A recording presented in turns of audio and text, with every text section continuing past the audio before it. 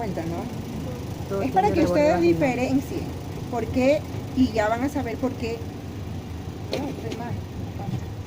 ¿Por qué un útero se opera, solo el útero, y por qué en otros casos hay que hacer una histerectomía radical, que incluye rebordes vaginales, extirpación de los anexos y además resección de todos los ganglios regionales?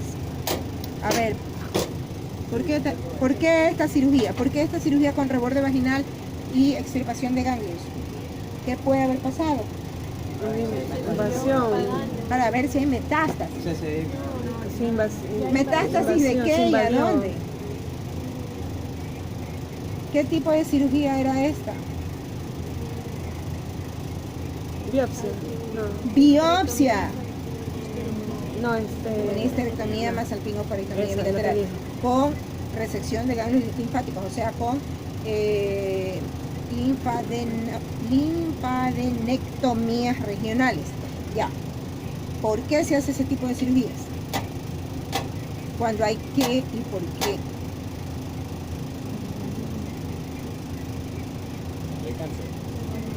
Ya.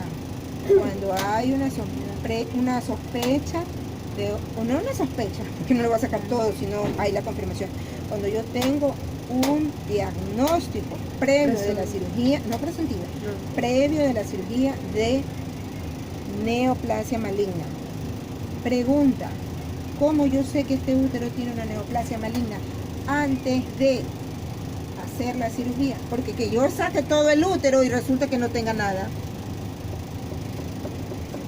Razonemos y hagamos funcionar las neuronas. ¿Cómo yo sé?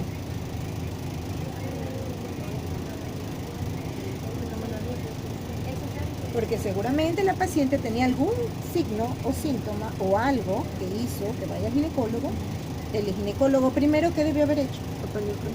Una citología exfoliativa cervical. Ya, que seguramente salió positiva, ¿para qué? Positiva para tumor benigno. Positiva para malignidad. Y ahí me tiene que decir el patólogo si es para células escamosas, origen del tumor de células escamosas o de células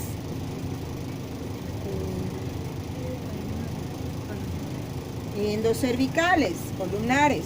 Ya. Si yo tengo esa citología de ahí, ¿qué hago con la paciente? Todo en medicina tiene un protocolo y un algoritmo diagnóstico. No se va de una a hacerle tomografía. No, señores. ¿Qué factor tumoral, marcador tumoral elevado en cuello de útero? Si ves que no estudiaste esa parte del capítulo de neoplasia, ¿qué hago?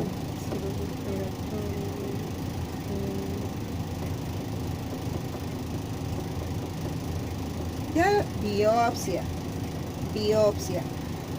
Hago un examen ginecológico, meto un colposcopio que me va a permitir visualizar todo el cuello, las características de ese cuello, y tomo una muestra de lo que me marque.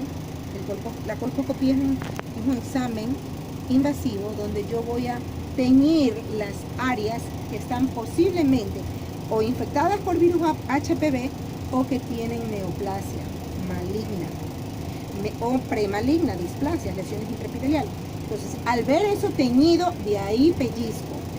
Y si no hay nada, pero la paciente está sangrando, ¿qué hago? Si no hay nada en la colpo, pero hay sangrado, ¿qué hago? Pensar.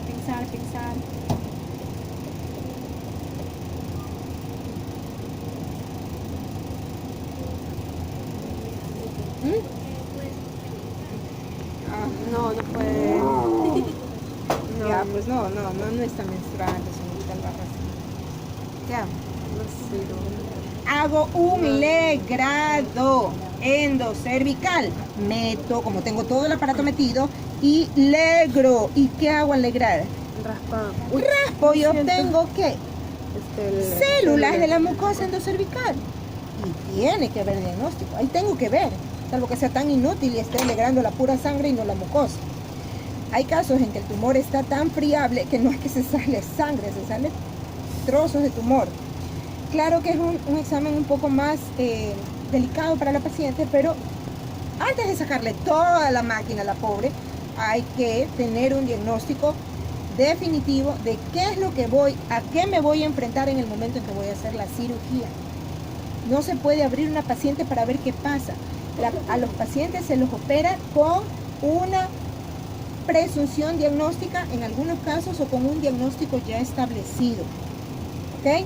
Por eso la cirugía no es lo mismo sacarle útero, ovarios y todo lo que más puedo de ganglios a una mujer de 30 años que no ha tenido hijos que a una paciente de 60 años o de 50 años que ya ha tenido su menopausia. ¿Sí me explico? No es cualquier cosa esta cirugía. Ahí está abierto, queden ahí.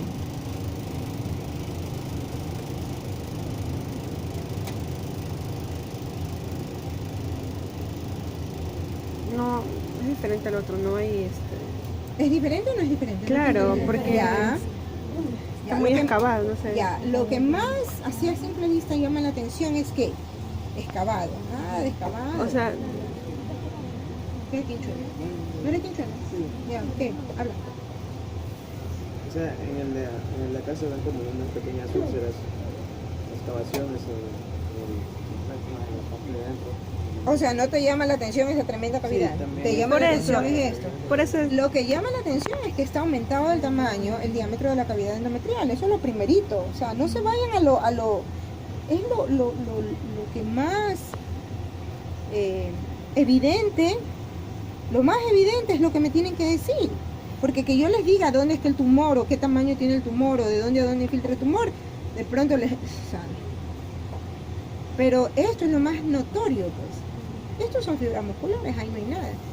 Es lo dilatado que está la cavidad endometrial. ¿Qué me hace pensar? ¿Qué pudo haber pasado ahí?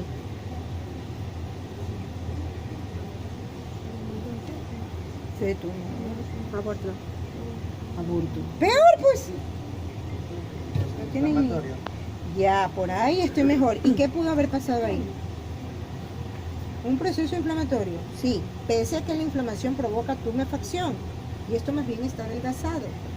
¿Qué pudo haber pasado ahí que dilató la cavidad?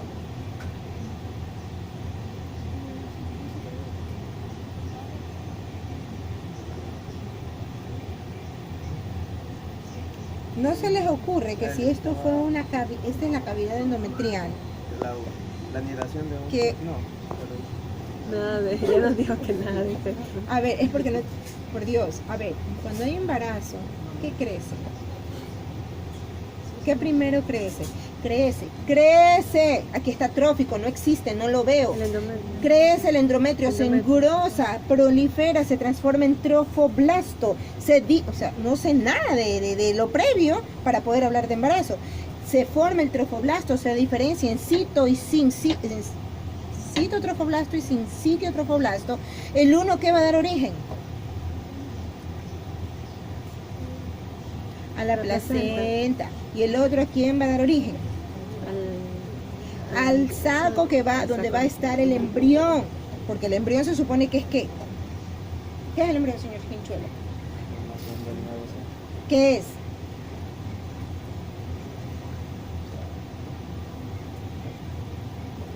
El huevo o cigoto. ¿Qué Huevo, es? cigoto. Que es lo que va a dar más adelante el embrión. La unión de un óvulo con un espermatozoide, eso es el huevo cigoto. Y ese huevo cigoto empieza a proliferar y forma el embrioncito. Y ese necesita que esto no esté así hecho hueco, más bien que esté proliferado y se forme el saquito para poder ahí.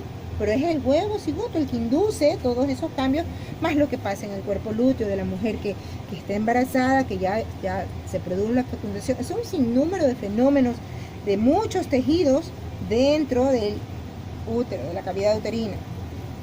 Lo de inflamación estaba bien, pero después yo no sé por qué inflamación no es embarazo, por si acaso, ¿no? Aquí lo que hubo es la acumulación de un material. La inflamación provoca ¿qué? Provoca exudado. Aquí había un proceso inflamatorio. Al momento en que yo abrí este útero salió un material Horrible. mucoso verdoso, un material purulento, de lo más desagradable. Y eso era lo que estaba aquí metido, estaba aquí albergado. Y eso es lo que había provocado la distensión de la cavidad abdominal. Pero ella, además de tener ese proceso supurativo allí, ¿qué más tiene? ¿Qué veo yo en el cuello? Ya vi una úlcera y vi hemorragia.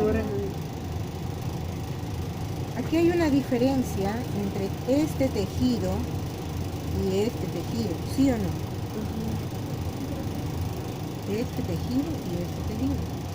Los bordes son muy imprecisos. Aquí hay una pelota, aquí parece que está más profundo. Si yo corto esto, esto se ve todo blanco. Si lo toco, es duro, a diferencia del tejido de acá. Esto es el tumor del cuello, señores. Y por eso es que esta cirugía es así, tan radical, con mangos vaginales y con ganglios y extirpación incluso de los anexos. Listo, vamos a ver el tumor renal en la micro. Vamos a la micro.